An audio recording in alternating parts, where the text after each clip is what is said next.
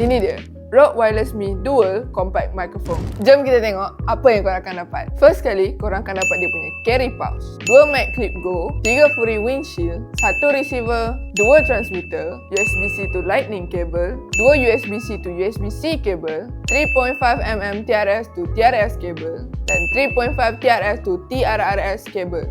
Lepas ni, korang tak payah risau dah sebab diorang dah bagi dekat korang semua kabel ni. So, tak payah dah korang susah-susah nak beli asing. Macam yang korang boleh tengok, ni dia punya transmitter and receiver. Saiz dia agak besar jugalah, tak sama macam microphone wireless yang lain.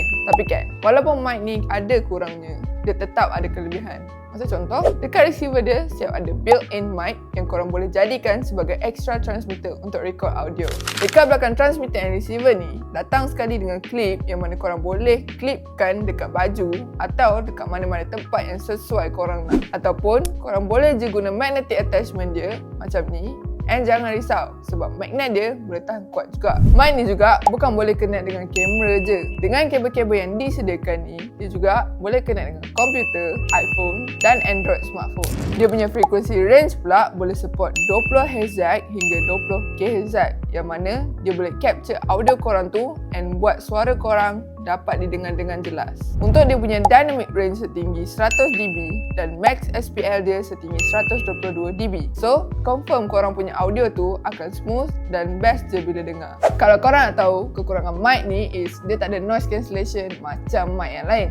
Tapi, dia still ada wow factor iaitu Intelligent Gain Assist Technology yang mana automatic dapat control audio level dengan perfect tanpa ada risau bunyi pecah ataupun terlalu slow. So, untuk 2025 ni, kalau korang perlukan noise cancellation, ada mic lain kot yang lebih up to date daripada mic ni.